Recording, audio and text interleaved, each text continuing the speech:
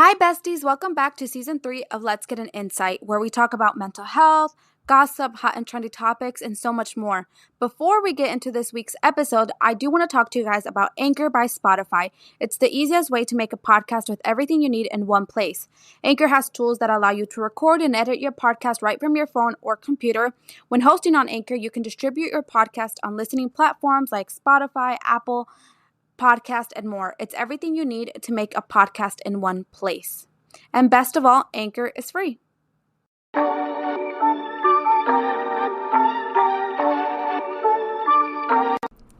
Hi guys, welcome back to another episode of Let's Get an Insight, where we talk about so many different topics, and today we're going to be talking about relationships.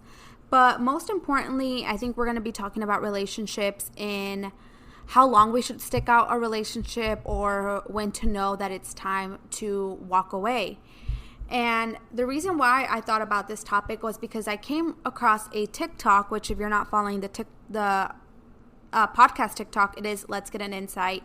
I've been posting consistently. I just uploaded a video yesterday, so make sure to go follow. But the TikTok was, I would rather save our relationship as many times as it takes than to start over with someone new. And I think that there can be pros and cons to both of those. I think that we struggle a lot, and all of this is from a female perspective. And if you're a male listening, I would still stick around because you're getting an insight on a female perspective and her way of thinking. And I think that it could be very knowledgeable. But I think that as a woman, it's hard to think about starting over with someone new. I think that, and I'm also Latina, and, even though I grew up in the United States, I still have a lot of those Latina, culture beliefs that, that if we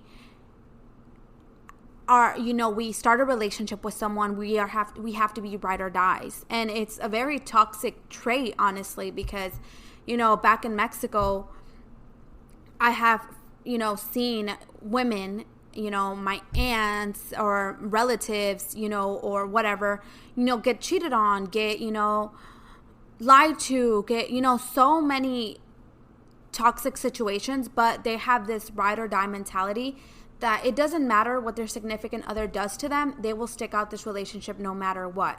Now, this is more of an older, culture in Mexico. I think, I've spoken to some of my cousins when I go visit, and their mentality as a woman, as a Latina in Mexico, living in Mexico firsthand, they are starting to think differently. They're starting to know that they don't have to stick out a relationship if it's toxic. They're starting to know that it's okay to walk away from a relationship. But it's still, I think, a common obstacle that we all face, every woman faces, in this world where we are very emotional beings, and we get very emotionally involved with our significant other. And sometimes, they hurt us. And I'm not just saying cheating, it can be as extreme as physical abuse, mental abuse, emotional abuse, or it can be something as little white lies that we just stick around because we can't fathom the fact of starting a new relationship with somebody else. As a woman, we get judged if we add another number to our list. And if you don't know what that means, another body count, basically, it's so, looked down upon if a woman has a body count of over 5, it's crazy. And it's even worse in the Mexican culture. In the Mexican culture, you wait till marriage, you sleep with one person, and the moment that you sleep with that person, you have to do everything and be submissive to your partner, and that is the one and only person that will ever be in a physical relationship with you. I'm in a sexual relationship with you. And I'm young, I'm 23, but I grew up seeing these, things that just didn't seem right. From a very young age, I knew that this way of thinking was not okay. And a lot of it, I owe it to the fact that I grew up in the United States, and we've seen such a progress in the feminine world and us standing up for each other and us knowing that it's not all about us being submissive to men. And I think that it could be a healthy relationship or a healthy conversation. I don't mean like, oh yeah, now we hate on men and men are, men are trash, like I feel like we hear that a lot too. Like, no, like screw men, like no. And no, like I think that it can be a healthier conversation had. I think that if we set boundaries with our significant other and don't let those boundaries be crossed, then we couldn't find a good man to be in a relationship with. But what is hard is to know when to walk away and when to stick it out, when to stick out a relationship and when to keep pushing. Because I think we've also seen the opposite of this, and it's now women don't want to deal with any sort of obstacle, and they just want to walk away. So I think things that are non-negotiable to you are very important. Like, let's say getting cheated on. Let's say you're somebody who will not tolerate being cheated on. And I don't mean in a sexual way or in it can be as little as flirting with somebody through social media, right? Or liking women's pictures. That can be to you, like you're getting cheated on. And if that's your non-negotiable, then that's something that you will not tolerate. It doesn't matter how many years you're into a relationship or how little you've been in a relationship. But I think that what happens with our non-negotiables is that the longer that we've been with somebody, the easier it is for us to just let them get away with these things, right? And I've been in that situation 100%. I've been on both sides of the, a relationship. And it sounds very romantic, very Blair and Chuck vibes, like, oh yeah, we're going to go through everything, we're going to have breaks in between, but at the end of the day, we're going to end up together and we're going to end up happy. But I think that it's hard to be able to have a relationship like that and call it successful when there has been so much hurt that we've done to one another. And it's abuse from both sides, For example, Gossip Girl. If, I'm 23, I've seen Gossip Girl. And there's a relationship with girl, and her name's Blair, and a guy, and his name's Chuck, and they go through such an abusive relationship, right? But as a viewer and as a woman, and us putting our emotions to it, we see it as romantic and like such a type of relationship that we want. We call that type of relationship a ride or die relationship. But what we don't see is that they lied to each other, they cheated on each other, they manipulated each other, like all of those red flags that I think that it's important that we stop romanticizing. It's not attractive. A relationship shouldn't be that painful, right? But because of shows like that, we as young women, we start watching those shows and we think that that's what love looks like, that's what love should look like. And so when it's time for us to get into our first relationship, we put up with things like that because we glamorize things like those type of relationships. I think I've seen it a lot because there has been this book that has been very popular lately, and it's called It Ends With Us by Colleen Hoover. And here's a little spoiler alert. If you haven't read it or if you're thinking about reading it, I would skip a little bit. But there is a relationship in that book that's very abusive, right?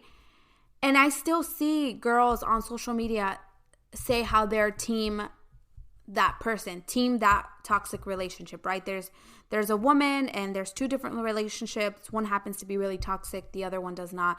And I see every woman or every young girl or young adult be team the toxic relationship because we romanticize that.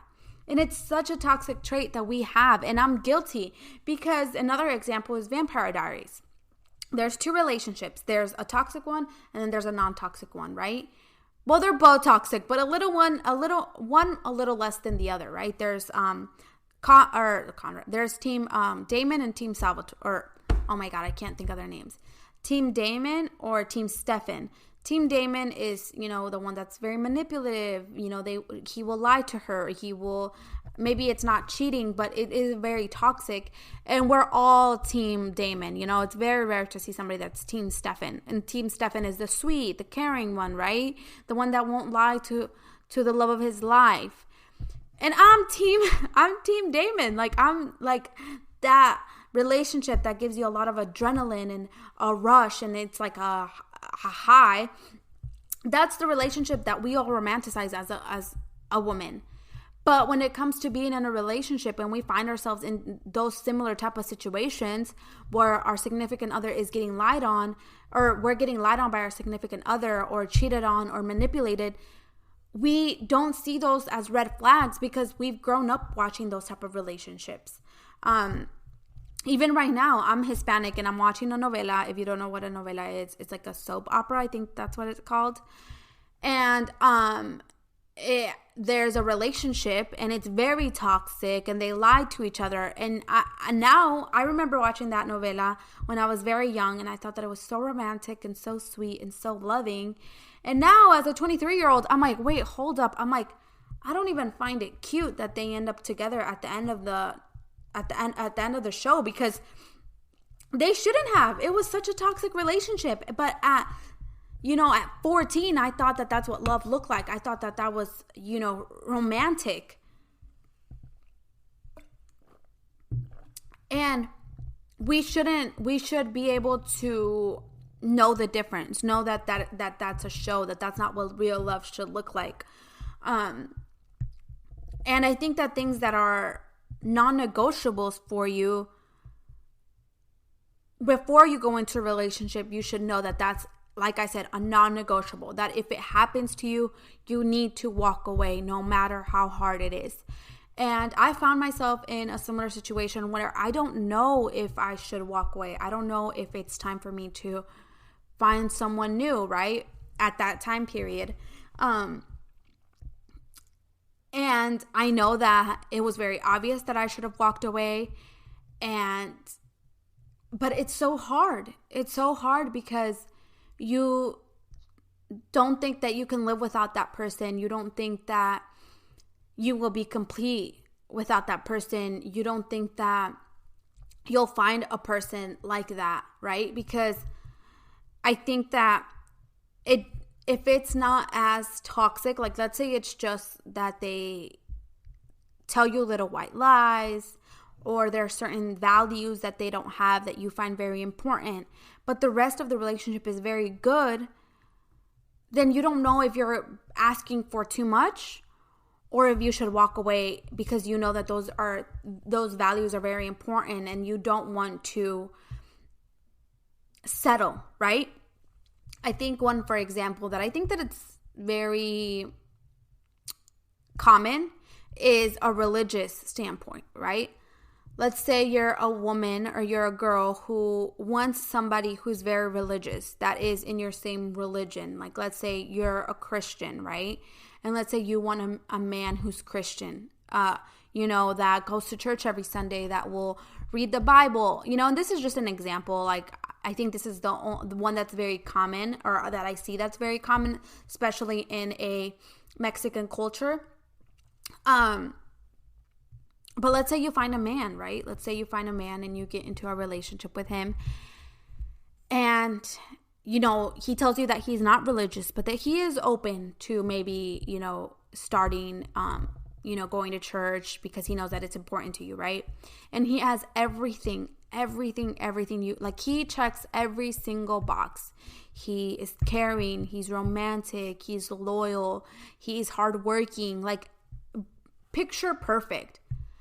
But your non-negotiable was your religion, right? You need somebody who believes and has a faith similar to yours, and it's such a big part of your life. And so now you find yourself in this situation where you guys are now a year into a relationship and everything is amazing, but he isn't interested in being part of a religion. That's not the way that he grew up. That's not what he believes in. He believes more in spirituality.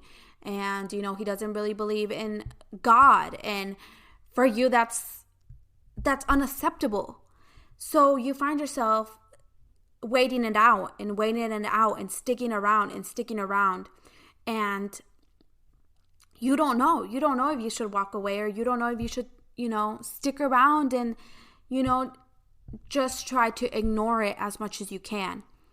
And I think that that's when your non-negotiable is so important for you to be so grounded with that and so loyal to your non-negotiable that you need to walk away. You need to end that relationship. No matter how perfect it is, if your non-negotiable is not there, then you need to walk away. Because what can happen is, okay, you guys get married, right? Or let's say you want to wait till marriage, right? Because you are religious and you follow, a church, and you follow, the word, and you need to wait till marriage. But he's not. He doesn't want to wait till marriage, right? And he's trying to be understanding, because remember, he's perfect in every other aspect. He's perfect. But you guys find yourself, okay, he gives in. He says, let's wait till marriage, okay? Well, you guys get married.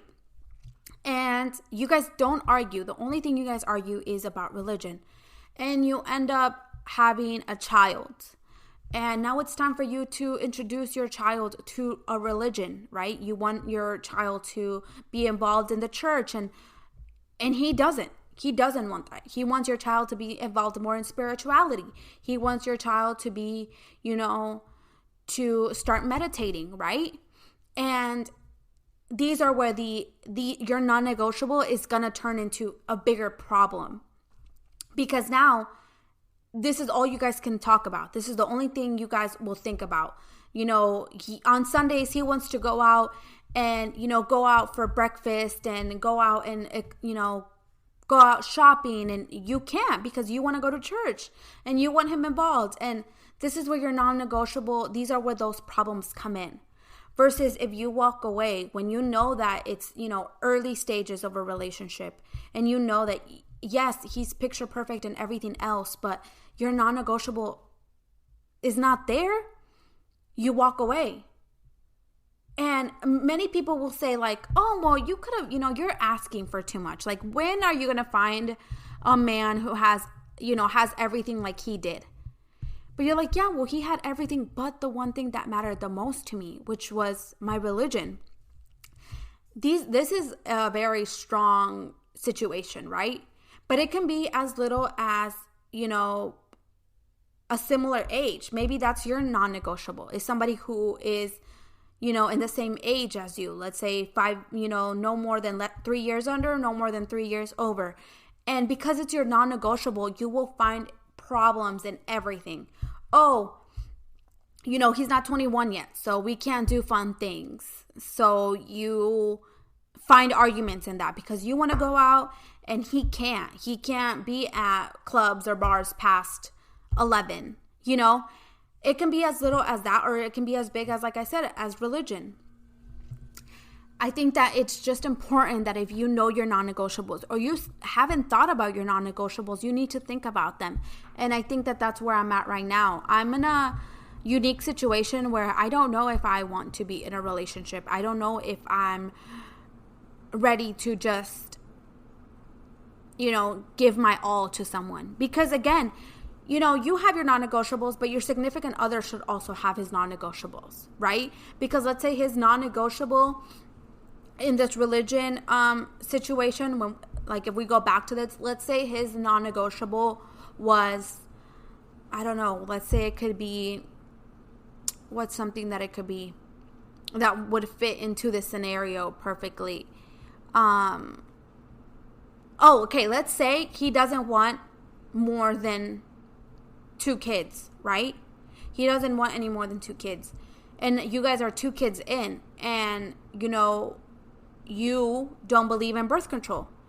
Let's say your religion doesn't follow birth control, or doesn't believe in birth control. You just kind of track your ovulation and try to avoid getting pregnant. And let's say he tells you, no, well, you need to get on birth control. Like, you need to get on birth control because I don't want any more kids. I don't see myself having any more than 2 kids. I can't afford having more than 2 kids. I'm ready to just, be done.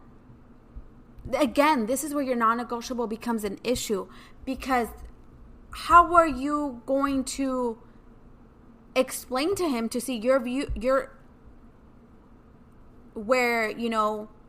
values, that in your values, birth control doesn't fit in.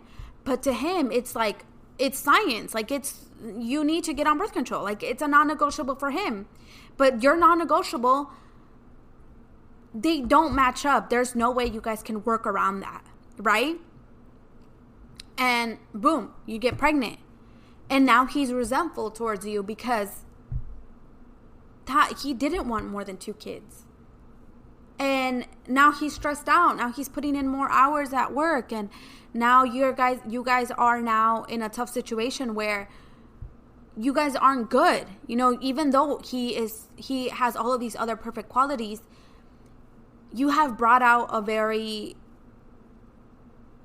toxic situation in him, because everything that he asked you for because of your religion, it didn't align. And that's why it's very important. Like I said, your non-negotiables are very important. And it's very important for you to be firm in them, because if not, you will find yourself in these type of situations where, let's say, a non-negotiable to you was cheating. You will never, ever, ever accept any man cheating or to cheat on you. And you, early in a relationship, you saw a lot of red flags where there was, he was very sketchy with his phone. He was very, you would see that he followed a lot of girls on Instagram, and he liked a lot of girls' pictures on Instagram and their bikinis, and you never really brought it up because, again, he checked all of these other boxes. And now you find yourself in a situation where you are emotionally and physically invested in this person, but he now cheated on you. And now you don't know what to do, because even though you saw these red flags and you knew that these could lead up to your non-negotiable, you ignored them, and now you're trying to figure out if you should stick it out or not. And you have, friends who tell you, "Oh, just stick it out. A man always cheats at least once in a relationship." And so now you don't know if you're being dramatic or if you should walk away. But if you're clear in those non-negotiables, you won't even let yourself get to that point. And I have found myself in that situation where I'm like, fuck, I had all of these non-negotiables, and now I'm deep into if I should walk away a relationship or if I should stick around. And that's why, and I think 2 episodes ago, I talked about that. I talked about those problems in a relationship, what to do, like what as a woman, what do? We are ride or dies. We are deep in a relationship, and we have let men step all over us, and I'm not going to say all men, but I'm saying in that current situation, step all over us, and we don't know what to do. We don't know if we should walk away or if we should stick around. And yes, it sounds so glamorous and so beautiful to think about, oh, at the end of the day, we overcome all of these obstacles. And I met a couple, a very, very old couple, and I looked up to the relationship because I believe they're like in their 80s and they're still together. And I'm not going to say that they look happy romantically because they're a lot older, so they're not very physical. They're not very, they're not very romantic in that aspect, but they're together. And I just thought that it was so beautiful and such a happy ending, right? That they're going to one day, they're going to die together. That's, the relationship that they were in, and they stuck through every single obstacle, and it seems so romantic. And I remember bringing it up to a friend of mine, and she said, oh yeah, but it might seem romantic. She's like, but when they were young, he cheated on her a lot. He would drink a lot. He, lied to her a lot, but she stuck around. And it made me sad because I was like, wow, I looked up into this relationship, but she should have walked away a long time ago. But she didn't. And her non-negotiable, if she even had non-negotiables at that time, but she let the love of her life step all over her because she thought that in order for it to be a successful marriage, she had to be submissive to her partner and put up with anything and everything. And yeah, now he's an old, he's old, and, he is very happy with her and he loves her, and that's very obvious. But I think about how when they were in their 30s, he was cheating on her or lying to her, or, was, out with his friends all night, and she was at home, who knows, maybe crying, maybe upset, and she has been the only man that she ever slept with, but he can't say the same.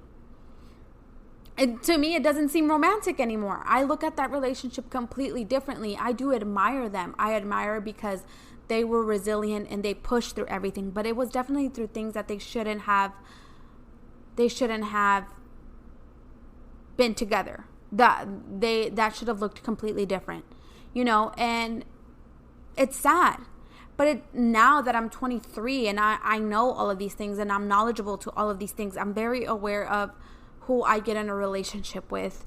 And I do think about my next relationship, and I think about how I want to be firm. I want to be firm in the things that I want and the things that I don't want. And I see people getting in relationships my age and getting married and having kids, and I just find it hard to believe that they're happy. And I don't know, maybe that's a little bit of trauma from my point of view, and it could be.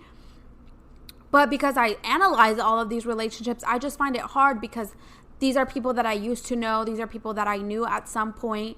And I see things that they said they would never put up with. And I see these things being done to them and them putting up with it.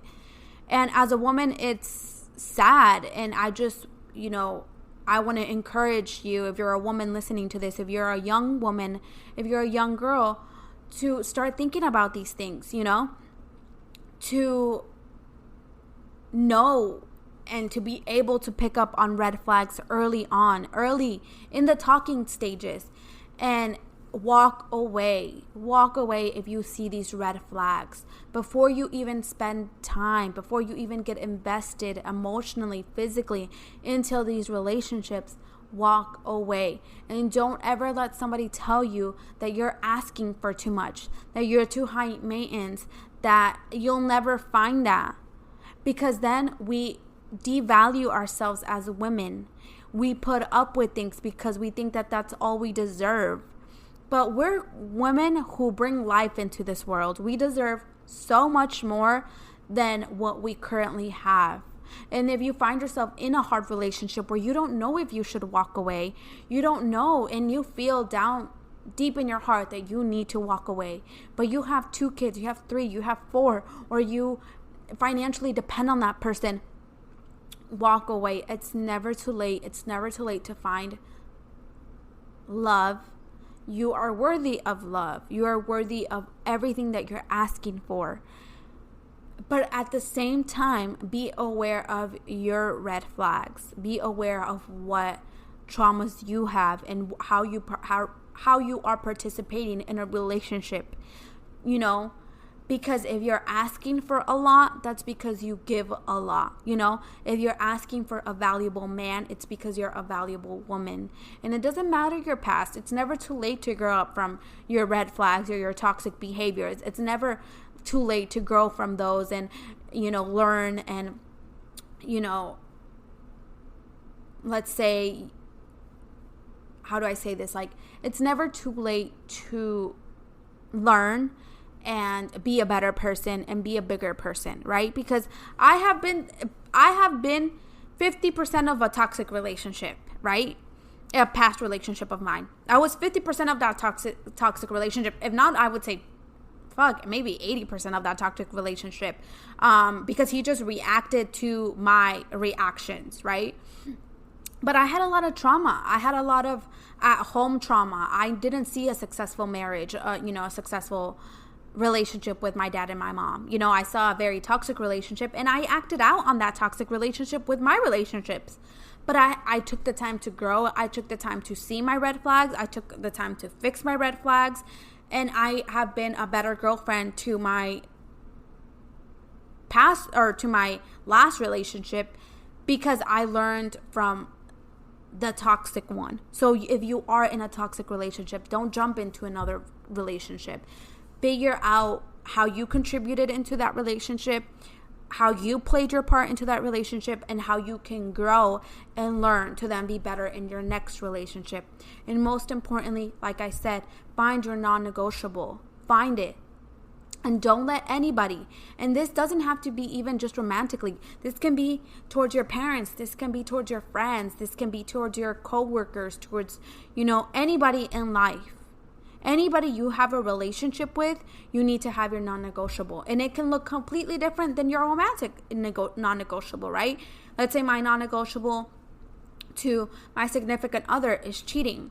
But my non-negotiable to my girlfriends, let's say, is lying, right? I don't want them to lie about me. But let's say my non-negotiable to my male friends are, talking to me about their significant others, in a poorly way. That's my non-negotiable with them. I don't want to hear. If I start a new male friendship and I hear them talk about their significant other in a very toxic way, then I'm going to cut off. That's my non-negotiable. I'm not going to stand by that. I'm not going to stand in a friendship where I hear them talk poorly about another woman, right? It can look completely different for every relationship in your life. And it can also look very similar, right? And I think that, like I said, I'm 23 and it's very important for me to educate myself in these topics. But it's also very important for me to give you guys an insight on these things and these topics that are hard to talk about and they're hard to think about. But it's important conversations that you need to have with, your significant other. You need to know his non-negotiables. That way you don't overstep those. That way you never even get close to those. And he needs to know your non-negotiables. That way he can do the same. And if you guys aren't doing that, then you guys need to walk away. And yes, it will be hard. Yes, it will be sad, but it needs to be done. That's the only way that you will find yourself in successful relationships. I think that's my rant. Sorry if I clapped. I'm sorry if you're wearing headphones. That's my rant for this week's episode is relationships and the non-negotiables. I hope you guys enjoyed. I want to, talk to you guys about my social media for a little bit. I find it really hard to talk about because if you're new here, I am not I'm trying to be a content creator, but I am not. I don't have a big following. So I want to tell you guys what I have and where to follow me and the name of all of these things. First off, my TikTok. My TikTok looks very different than this podcast, right? It's Let's Get an Insight on TikTok, and I post a lot about my gym. This podcast, season 1, I talked a lot about my fitness journey, and I want to, next week's episode, I think it's going to be a fitness update and talk about fitness. I definitely want to start getting guests on here. So I have been looking at small TikTok fitness creators to maybe interview. I would love for it to be a Latina. I have someone in mind, but since I'm new to this, I'm second guessing myself. But let's get an insight. I'm posting a lot of my fitness. I'm gonna start posting a lot about the podcast on there. So just go follow it. That is basically fitness and podcasting. But I also have the Pinterest. And the Pinterest, it's Let's Get an Insight. Well, it's LGAI podcast. That's the username for the Pinterest. And that is all my outfits. So that's my gym outfits. That's my travel. That's like my little vlog. If you guys are into that, go follow the podcast. Pinterest. It's basically like a little diary to me. And I would love for you guys to follow it. Now, the account that I'm having the most struggle with using is the Instagram. The Instagram is Let's Get an Insight. I have it on private, but I am following everybody and I am accepting everybody that follows me. I will communicate with all of you guys. If you guys want topics, specific topics, I will talk about them. You guys can give me ideas, anything. Just that is where I will communicate with you guys the most. Okay, so Let's Get an Insight podcast. Obviously, here's where I will talk about anything you guys recommend. The TikTok is about the podcast and my fitness journey. The Pinterest is about, me personally, for you to get to know me as a person and see me and see my outfits and see what I have to offer other than these topics. And then I have the YouTube channel, which is Let's Get an Insight. I have one of the episodes is up. I don't have any of the other episodes, but I'm working on it. I'm also thinking about vlogging, depending on how well these other platforms perform. I will maybe start vlogging. But with that being said, I'm very grateful for you guys. I'm very grateful for all you listeners. Don't forget to, like I said, like, follow, subscribe, message me, DM me on all of these social media platforms. And I will catch you guys on the next one. Bye.